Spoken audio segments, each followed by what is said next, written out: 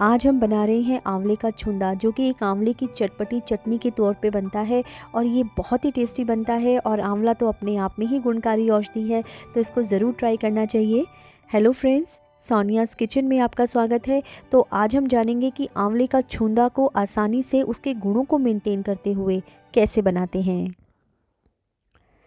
तो देखिए, यहाँ पर मैंने आंवले ले लिए हैं। मार्केट में बड़े फ्रेश आंवले आ रहे हैं, तो मैंने यहाँ पर 250 ग्राम आंवले लिए हैं। आप चाहें तो यहाँ पर आधी किलो भी ले सकते हो। तो बस यही ध्यान रखना है कि थोड़े से इनमें कुछ इम्प्योरिटी ना हो, दाग ना हो, कुछ लगा हुआ ना हो। तो बस इसको मैंने 2 से 3 बार धो लिया था, तो अच्छे से इनको धो के सुखा लिया है। तो आज ये वीडियो आप पूरी देखिएगा, क्योंकि मैं इसमें इसको न्यूट्रिएंट्स को मेनटेन करने का तरीका बताऊँगी। तो चलिए, सबसे पहले हम इसको उबाल लेते हैं। तो यहाँ पर मैंने कढ़ाई ली है, कढ़ाई में हम पानी डाल देंगे। तो मैंने अपने चैनल पर एक और वीडियो अपलोड की हुई है, आंवले का खट्टा मीठा अचार, बहुत ही टेस्टी बना था, आप उसको ज़रूर देखिएगा। और इसमें हम कैसे उबालेंगे, तो मैं ये तरीका बता रही हूँ। तो जब हम इसमें उबाल आ जाएगा, अब हम इसमें स्ट्रेनर रख देंगे या कोई भी छलनी आप रख दीजिए। इस तरीके से जब आप आंवले उबालते हैं ना, तो आंवले के जो न्यूट्रिएंट्स वैल्यूज़ हैं वो बरकरार रहती हैं, वो डिस्ट्रॉय नहीं होती। तो मैंने तो ये रख दिया है, आप कोई भी थाली, छलनी कुछ भी रख सकते हो। तो बेसिकली हम अपने आंवलों को ना स्टीम करके उबाल रहे हैं, तो अपने आंवलों को डिस्टेंसली रख देंगे यहाँ पर।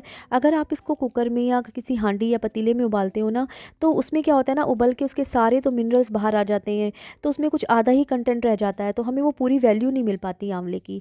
आप इस तरीके से आंवले को उबालिए, तो मैंने अपनी उस वीडियो में बताया है। तो ये देखिए, ऐसे करने के बाद हम इसके ऊपर ऐसा बर्तन रखेंगे कि जो इसकी एयर को बरकरार रखे, ना तो अंदर से बाहर जाए और ना बाहर से अंदर आए। तो मैंने ये थाली का यूज़ किया है यहाँ पर। तो 10 से 12 मिनट का वेट करेंगे बस। और उसके बाद आप ये देखिए, तो मेरे यहाँ पर थोड़ी सी देर मुझे हो गई थी, क्योंकि गैस तो मैंने बंद कर दिया था, लेकिन थाली रखी रह गई थी, उससे थोड़े ओवर सोगी हो गई है, लेकिन अभी भी ये बढ़िया कंडीशन में है। तो बस इनको अब हम निकाल लेंगे। तो ऐसे ही इनकी जो न्यूट्रिएंट्स हैं, मिनरल्स हैं, वो बरकरार रहते हैं और आंवला हमें बिल्कुल एक्चुअल कंडीशन में मिलता है। तो इनको अब हम बाहर निकाल लेंगे और ठंडा होने का वेट करेंगे। तो ये देखिए, मैंने ऐसे बाहर निकाल लिया है। तो एकदम गरम गरम, उसमें आप हाथ ना लगाएं। तो जब ये थोड़े से ठंडे हो जाएंगे, तो अब हम इनको ग्रेट करेंगे, हम इनको घिस लेंगे। तो यहाँ पर मैंने ग्रेटर ले लिया है। तो देखिए, इसमें 2 पोर्स होते हैं, एक तो छोटा होता है और एक ये बड़े वाला होता है। तो आंवले मेरे यहाँ पर मीडियम साइज़ के छोटे हैं, तो मैं छोटे वाला यूज़ कर रही हूँ। तो बस ऐसे ही देखिए, सौगी सा तो है ही, और इसको बहुत आराम से देखिए ऐसे घिसा जाता है, और घिसने से इसका फ्लेवर भी, टेक्स्चर भी बहुत अच्छा आता है। तो इसकी जो गुठलियाँ होंगी ना, वो हम निकाल देंगे। ये देखिए पूरा आंवले का छुंदा ऐसे बनके तैयार हो गया है। तो चलिए, इसको अब हम कुक करते हैं यहाँ पर। तो मैंने यहाँ पर कढ़ाई ले ली है, कढ़ाई में हम इसको ऐसे डाल देंगे। तो अभी हम इसकी बिल्कुल लो मीडियम फ्लेम रखेंगे। ये देखिए, तो इसको डालने के बाद अब मैं यहाँ पर ले रही हूँ गुड़। तो उसको हम गुड़ में पकाएंगे। तो मैंने इतना ही गुड़ लिया है, जैसे 250 ग्राम आंवले थे, 250 ग्राम गुड़ लिया है। इसको मैंने कूट लिया था। आप चाहें तो यहाँ पर चीनी, मिश्री या खांड का यूज़ कर सकते हो, जैसे भी आपको कन्वीनियंट लगे। अब हम इसको मिक्स करेंगे। तो यहाँ पर फ्लेम अभी मीडियम ही है हमारा।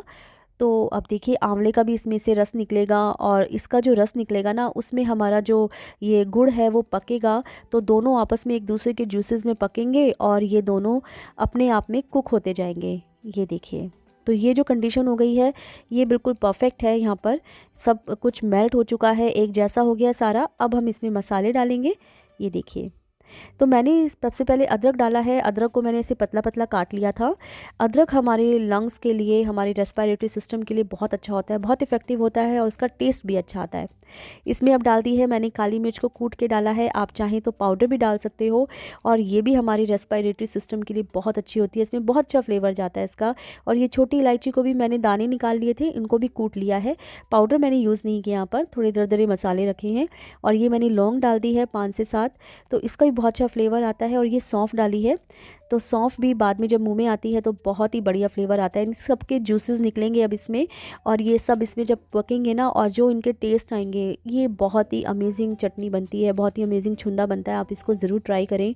और ये देखिए, अब मैंने यहाँ पर जीरा डाल दिया है। तो आप देख रहे हो, मैं पाउडर का यूज़ नहीं कर रही हूँ, सब कुछ खड़े मसाले डाल रही हूँ, क्योंकि जब ये मुँह में आते हैं ना, तो इसका फ्लेवर ही बढ़ा देते हैं। ये अच्छे से मिक्स कर दिया। अब फाइनली नमक डाल रहे हैं यहाँ पर।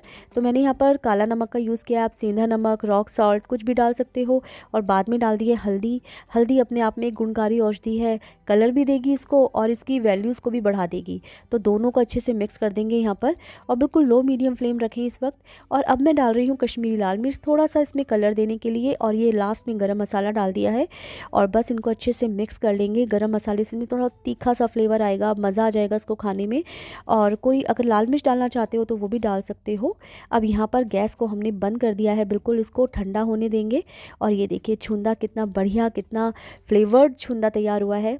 तो बहुत ही बढ़िया टेस्टी लगता है, और गुण तो इसमें बहुत सारे हैं हमारी बहुत सारी चीज़ों के लिए। तो ये देखिए ठंडा हो जाता है ना, तब मैं इसमें कलौंजी डाल रही हूँ। गरम गरम में नहीं डालते, क्योंकि कलौंजी का भी अपना एक टेस्ट होता है, वो उसको कड़वा कर सकती है। और कलौंजी अपने आप में बहुत ही गुणकारी औषधि है, कलौंजी का यूज़ आप ज़रूर करें। और इसको स्टोर करने का तरीका यही होता है कि आप इसको किसी चीनी मिट्टी के बर्तन में, कांच के बर्तन में या पत्थर के बर्तन में इसको बंद करके रखें। स्टील में भी कर सकते हो, लेकिन इसको किसी धातु के बर्तन में ना करें, एल्युमिनियम लाइक कॉपर ऐसे ना करें। तो ये देखिए मैंने इसको ऐसे डाला है। तो बस आज की वीडियो होप आपको पसंद आई होगी। पसंद आई है तो एक लाइक का बटन ज़रूर हिट कर दें, और शेयर भी कर दें इसको अपने फैमिली फ्रेंड्स में। और अगर आप अभी अभी मेरे चैनल पर आए हो तो प्लीज़ इसको सब्सक्राइब किए बिना बिल्कुल भी मत जाइए, और बेल के साथ कर दीजिए, जिससे मेरे सारे के सारे नोटिफिकेशंस आपको सबसे पहले मिलें जो भी मैं अपलोड करती हूँ। तो बस आज के लिए इतना ही, फिर मिलते हैं ऐसी किसी फ्रूटफुल वीडियो में। तब तक के लिए take care and bye bye.